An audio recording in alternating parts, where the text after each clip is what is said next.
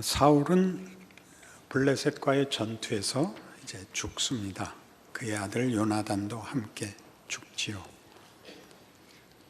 아말렉 소년이 사울이 자결했으나 아직 숨이 붙어 있고 또 이제 적군에 의해서 조롱당하고 수치를 당하기 싫어서 이 소년 보고 이제 명을 끊어달라 그러고 이 소년이 사울을 죽이고 왕관과 팔찌를 가지고 당연히 다윗에게 와서 큰 상을 받을 줄로 알고 뛰어왔습니다. 그러나 놀랍게도 다윗은 그를 죽이고 사울과 요나단의 죽음을 크게 슬퍼합니다. 그의 생애 오랜 기간 동안 그의 목숨을 노리고 그를 집요하게 추적했던 어떤 의미에서 큰 대적인 당시의 권력과 군사력을 동원하여 자기를 위협했던 사람의 죽음을 다윗은 진심으로 애도합니다. 무엇을 애도하는지 우리로서는 사실은 잘 갈피가 잡히지 않습니다. 그가 다윗을 적대한 것 외에는 다른 문제를 잘한 데가 있는가? 위대한 면이 있는가? 혹은 다윗이 쇼를 하나? 그런 생각이 다 듭니다. 그러나 이 애도가 진심이라는 것은 이미 사무엘상 24장과 26장에서 두 번이나 사울을 죽일 수 있는 기회를 가졌음에도 다윗이 그러지 않은 데서 이미 일관된 다윗의 자세이고 다윗의 진심이라는 것을 우리가 금방 알아챌 수 있습니다. 24장을 한번 보시죠. 사무엘상 24장. 굴에서 그를 죽일 수 있었으나 죽이지 않고 그 옷자락만을 벤 그 엔게디 광야 굴에 있었던 일입니다. 다윗이 나중에 사울에게 이 사실을 멀리 떨어져서 고하자 사울의 반응이 16절 이하에 이렇게 나옵니다. 다윗이 사울에게 이같이 말하기를 마침에 사울이 이르되 내 아들 다윗아 이것이 내 목소리냐 하고 소리를 높여 울며 다윗에게 이르되 나는 너를 학대하되 너는 나를 선대하니 너는 나보다 의롭도다. 내가 나 선대한 것을 오늘 나타냈나니 여호와께서 나를 네 손에 넘기셨으나 내가 나를 죽이지 아니하였도다. 사람이 그의 원수를 만나면 그를 평안히 가게 하겠느냐? 네가 오늘 내게 행한 일로 말미암아 여호와께서 내게 선으로 갚으시기를 원하노라. 보라 나는 네가 반드시 왕이 될 것을 알고 이스라엘 나라가 네 손에 견고히 설 것을 아노니 그런즉 너는 내 후손을 끊지 아니하며 내 아버지의 집에서 내 이름을 멸하지 아니할 것을 이제 여호와의 이름으로 내게 맹세하라 하니라. 사울이 다윗에게 다윗의 우세, 다윗의 승리, 다윗의 운명을 알고 있다고 얘기합니다.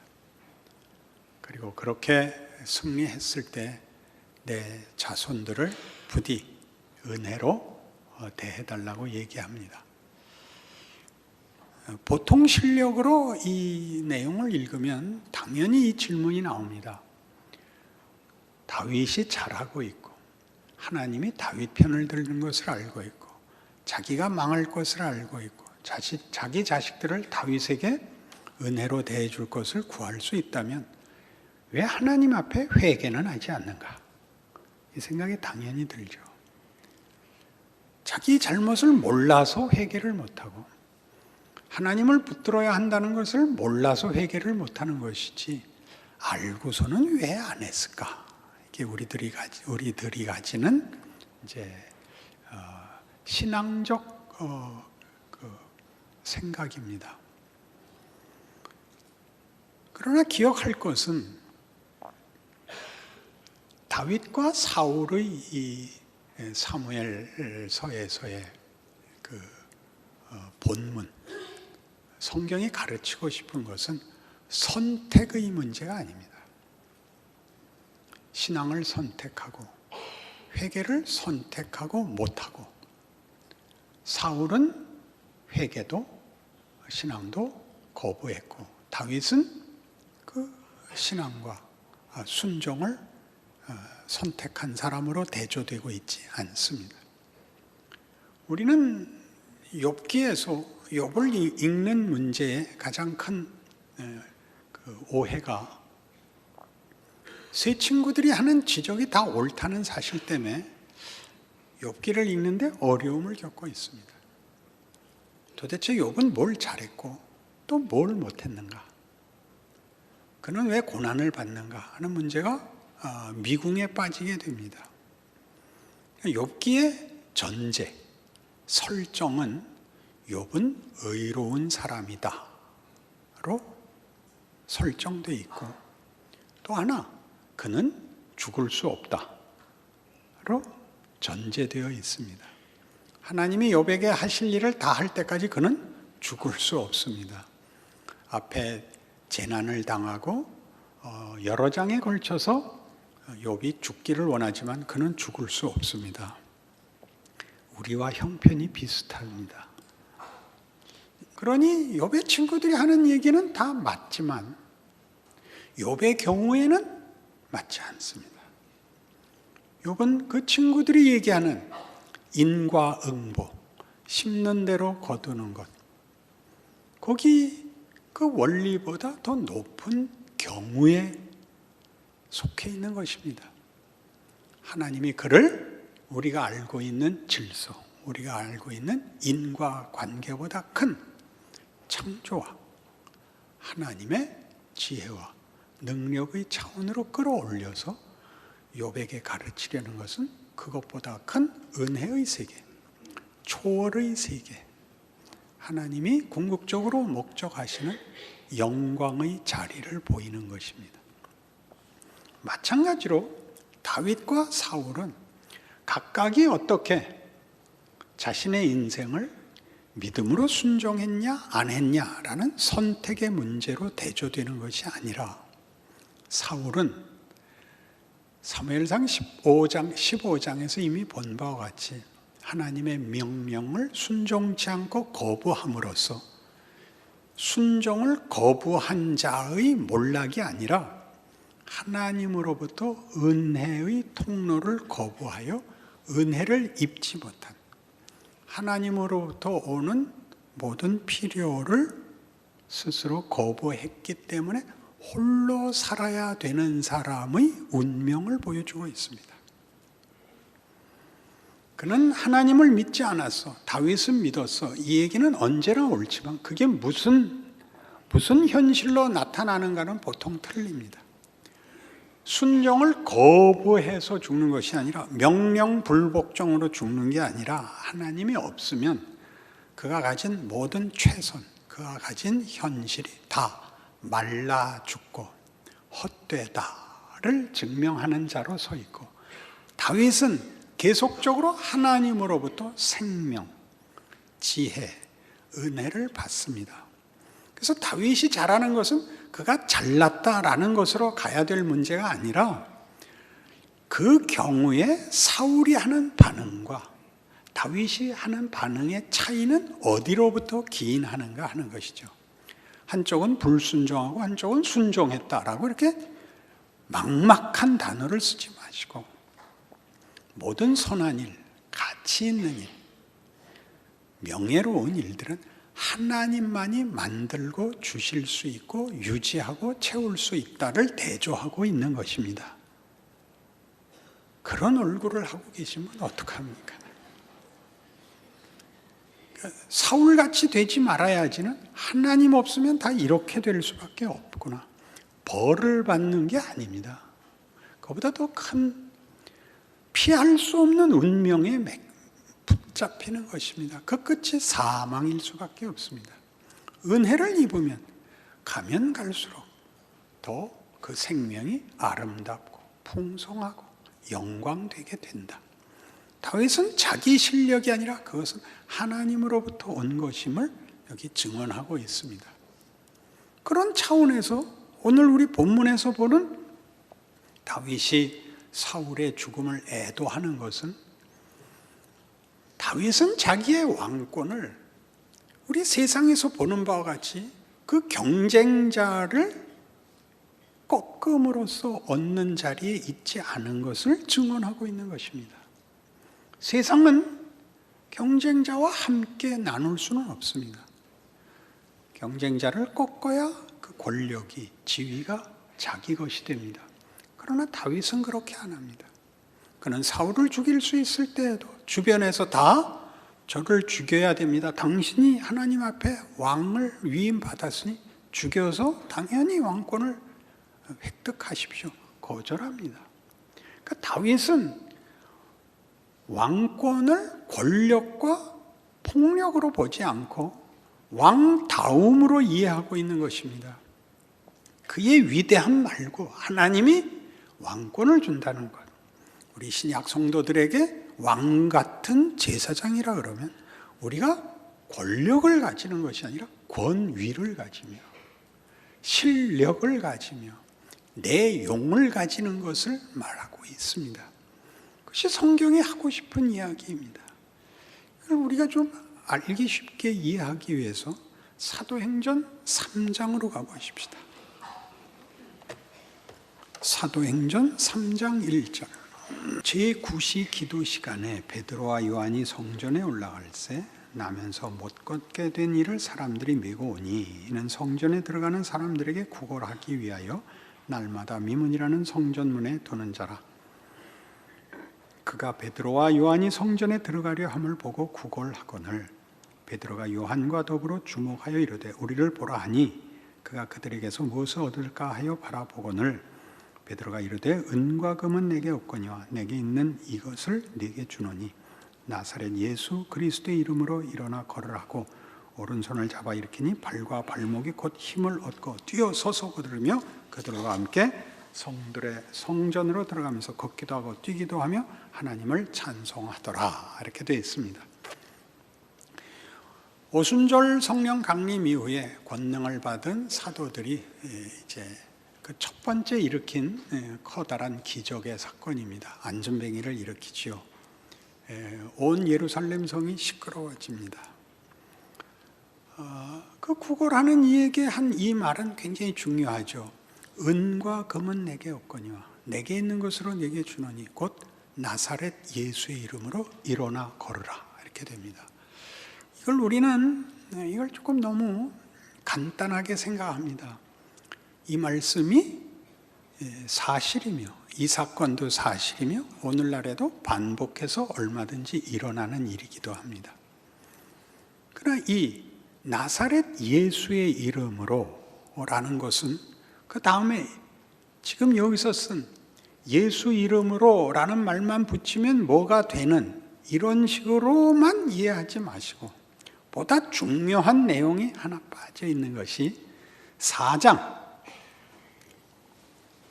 5절 이하의 말씀에 가면 예수 이름으로 일어나라 라는 이 말이 무슨 말인지가 조금 더 소개가 잘 되어 있습니다. 5절.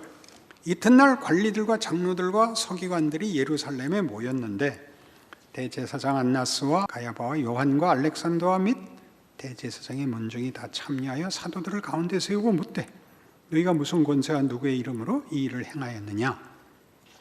이에 베드로가 성령에 충만하여 이르되 백성의 관리들과 장로들아, 만일 병자에게 행한 착한 일에 대하여 이 사람이 어떻게 구원을 받았느냐고 오늘 우리에게 질문한다면 너희와 모든 이스라엘 백성들은 알라.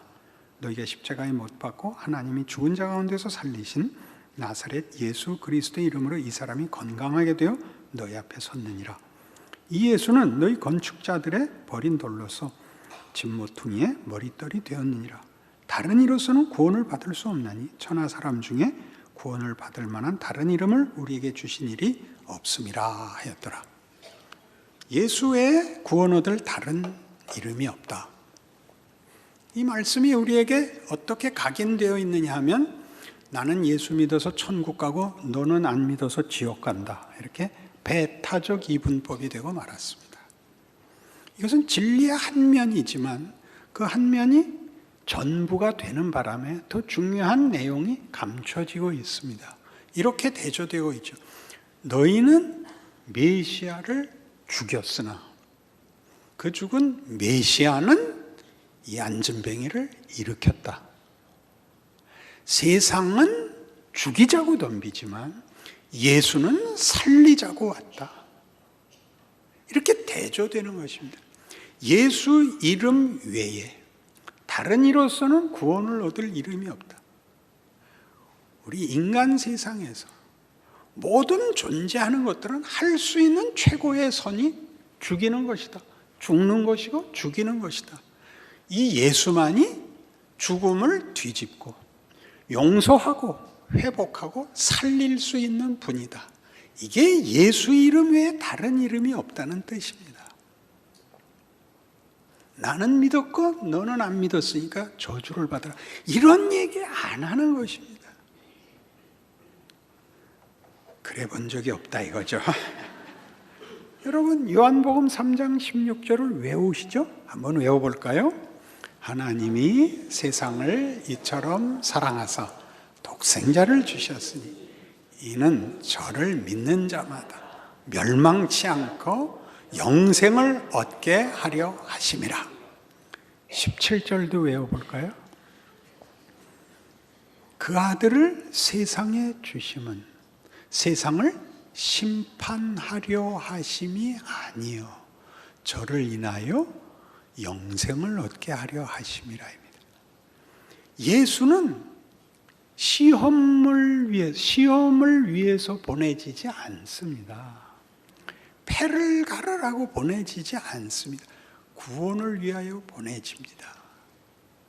그러니 우리가 예수 믿는 사람들이 자신의 신앙생활에 대하여 자신이 없는 것은 신앙 행위가 예수를 믿고 나면 존재 자체로 이미 시작이 된다는 사실을 모르기 때문에 특별한 위대한 일을 하고 있지 않는 한 괴롭단 말이죠.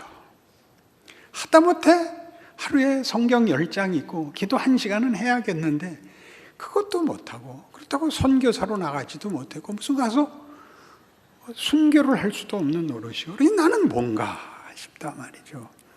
우리 교회 목사님은 훌륭한데 난 뭔가. 그래도 목사님이 훌륭할수록 죄책감은 커지고 여기가 그겁니다. 구원을 받았다는 게 무슨 뜻인가? 예수로 구원을 주신다는 게 무슨 뜻인가에 관한 중요한 성경의 증언이죠. 우리는 예수를 믿는다는 것이 이제 영원히 죽지 않고 천국을 가며 하나님 앞에 기도하면 응답을 받고 보호를 받고 은혜를 구하면 하나님이 우리를 지키신다를 다 믿습니다. 그러나 이런 것들이 이런 큰 세상 속에서 예수를 믿음으로써 가지게 된 예수를 믿지 않으면 얻을 수 없는 이렇게 사울과 다윗을 나누듯이 이렇게 나뉘어져서 세상이 더 크고 그 중에 하나님이 구원과 은혜를 베푼 자들은 세상의 악함과 불행에서 면제를 받는 식으로 하나님의 구원이 세상의 어떤 부분으로 제한이 되고 있습니다. 자기도 모르게 배타적 이분법 때문에.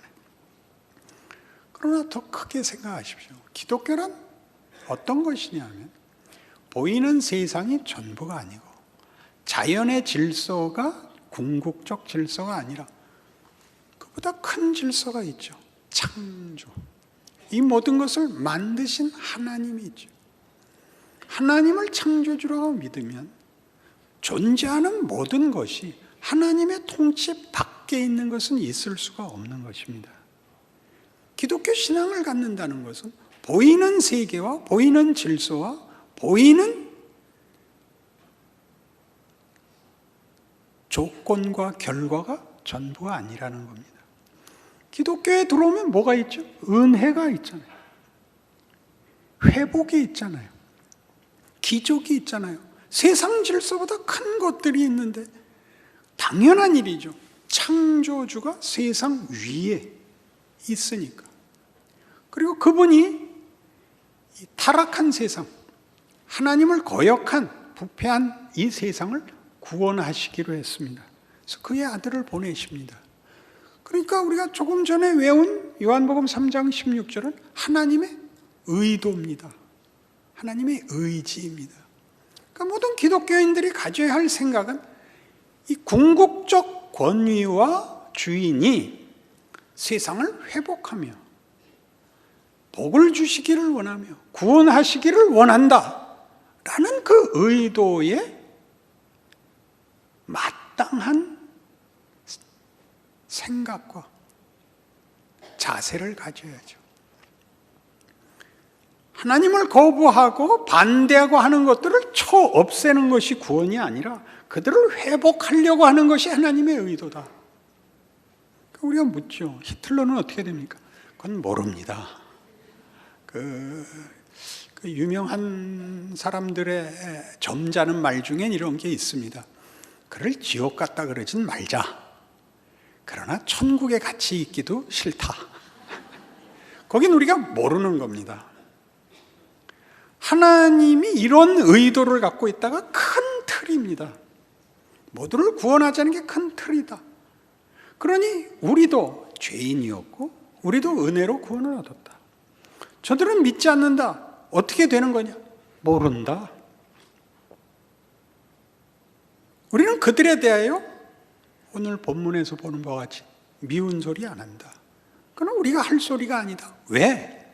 하나님이 구원을 의도하고 계시니까. 하나님이 저주를 퍼붓지 않으시니까.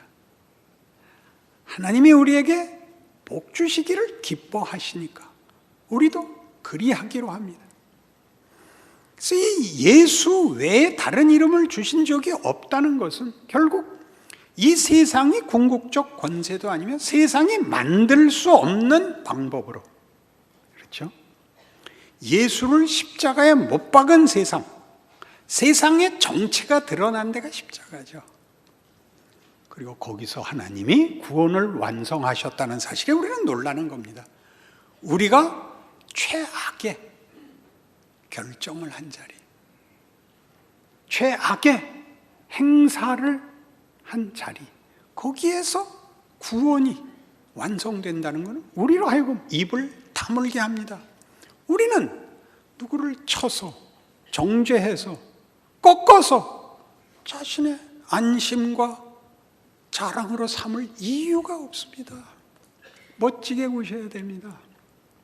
그래서 같은 4장 23절, 사도들이 노임에 그 동료에게 가서 제사장들과 장로들의 말을 다 알리니 그들이 듣고 한 마음으로 하나님께 소리를 높여 이르되 대주제여 천지와 바다와 그 가운데 만물을 지으시니요 또 주의 종 우리 조상 다윗의 입을 통하여 성령으로 말씀하시기를 어찌하여 열방이 분노하며 족속들이 호사를 경영하였는고 세상의 군왕들이 나서며 관리들이 함께 모여 주와 그의 그리스도를 대적하도다 하시니로소이다. 여기다 표를 해놓으세요. 대주제요 24절 중간에 대주제요 26절 끝에 하시니로소이다. 여기다 이렇게 표를 해놓으세요. 그러니까 초대교회 사람들이, 이 사도들이 기적을 일으키고 예수 이름을 증언하고 붙잡혀 갔다가 풀려나서 확인한 게 뭐냐면 하나님이시여 당신은 창조주시며 모든 존재하는 것의 주인이시며 그리고 반대하는 세력을 허락하신입니다. 이렇게 된 겁니다. 안다스탱입니까? 반대하는 세력을 허락하셨습니다. 그래서 어쩌자는 거죠? 과연 헤롯과 본디오 빌라도는 이방인과 이스라엘 백성과 합세하여 하나님께서 기름 부으신 거룩한 종 예수를 거슬러 하나님의 권능과 뜻대로 이루려고 예정하신 그것을 행하려고 이 성에 모였나이다. 맞습니다. 저 악당들이 하나님과 그리스도를 거슬러 자기 역할을 하러 모였습니다. 한 방에 죽여주시옵소서는 뒤에 없습니다. 뒤는 뭐죠? 주여 이제도 그들의 위협함을 굽어보시옵고 또 종들로 하여금 담대히 하나님의 말씀을 전하게 하여 주시오며 손을 내밀어 병을 낫게 하시었고 표적과 기사가 거룩한 종 예수의 이름으로 이루어지게 하옵소서. 저놈들 악당 노릇하러 모였습니다. 우리도 골기하여 우리 역할을 다하겠습니다. 죽일래면 죽이라고 하십시오. 이게 기독교 신앙입니다. 여러분만이 용서할 수 있고 기다릴 수 있고 저주하지 않고 웃을 수 있습니다. 예수를 믿는다는 그 고백이 가지는 하나님의 일하심에 동참하심으로써 죄인이었던 나를 위하여 죽으실 수 있는 하나님의 구원의 방법이 나라는 존재 속에 그렇게 세상이라면 다시는 안 볼, 다시는 용서하지 않을 경우 자리에서 우리만이 화해와 은혜와 용서와 회복과 하나님의 개입을 기다리는 자로 서 있을 수 있는 것입니다. 서 있는 것 자체로 위대한 하나님의 임재가 되는 것이죠. 원망과 보복에서 벗어나셔야 됩니다. 이런 단어들이 한국 교회에 명분으로 쓰이는 바람에 의지의 문제가 되어버렸지. 이런 기독교 신앙이 가지는 이런 큰 세계관, 인생관, 하나님이 세상을 어떻게 지으시고 구원을 어떤 방식으로 하시고 우리의 인생 속에서 무엇을 만드시며 어떤 일을 하시는가에 대한 이해로 연결되지 않고 명분이 되고 말았습니다. 말하긴 쉽죠. 회개해, 믿음 가져, 토막난 촌철살인이 되고 말았습니다. 다 비수가 되고 말았죠. 안목, 자신의 인생에 대한 깊은 항복, 이런 것으로 나타나지 못해서 무엇을 해야 되는지, 존재하는 것 자체가 무엇인지, 하나님이 나에게 주지 않는 어떤 능력, 어떤 해결, 어떤 지위들이 다 그거는 상관없는 문제라는 것을 기꺼이 감수하는 멋진 신앙의 순종이 안 만들어지고 있는 것이죠. 로마서 12장에 가면 그래서 구체적인 권면이 나옵니다. 로마서 12장 14절. 이제 이렇게 오늘 내용을 보고 이 구절을 읽으면 실감이 나실 겁니다. 실감이 날 때마다 표정 좀 바꿔보십시오. 너희를 박해하는 자를 축복하라. 축복하고 저주하지 말라. 이제 실감이 나십니까? 즐거워하는 자들과 함께 즐거워하고 우는 자들과 함께 울라. 여러분, 슬퍼하는 사람에게 와서 넌 믿음이 없어서 그래, 그딴 말 좀 하지 마십시오. 그게 무슨 멋대가리 없는 소리입니까? 얼마나 힘들어. 내가 밥 사줄게. 그거 하세요. 즐거워하면 야, 너 좋아할 거 없어. 너 애 시집 보내면 단 줄 알아. 그딴 말을 왜 하는 거예요 도대체? 무슨 신내린 무당이에요? 예수 믿는 게 뭐예요? 야, 참 이번에 보니까 시집 잘 갔더라. 하나님이 함께 하시는구나. 참 보기 좋다.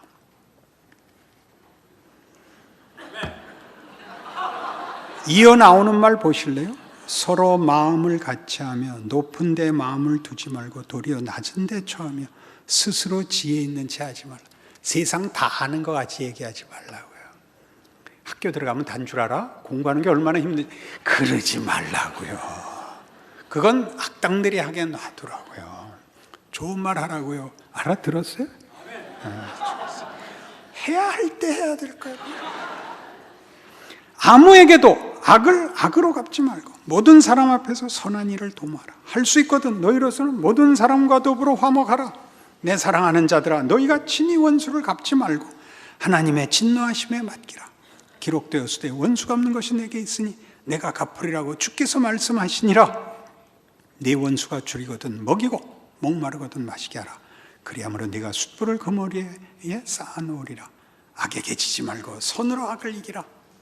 악을 제거하지 말고 여러분이 있어야 선한 역할이 나온다고요. 은혜, 생명, 창조, 구원, 회복, 기적 증언되는 거예요. 변호인 말씀하시죠. 그때 쓰라고요. 당신은 아직 하나님을 몰라서 그리한 줄로 압니다. 저는 당신의 죄를 묻지 않겠습니다. 저와 같이 당신도 은혜 입기를 바라겠습니다. 이거 하세요. 그걸 표정으로 해야 되는 거예요. 길게 사설을 늘어놓지 마세요.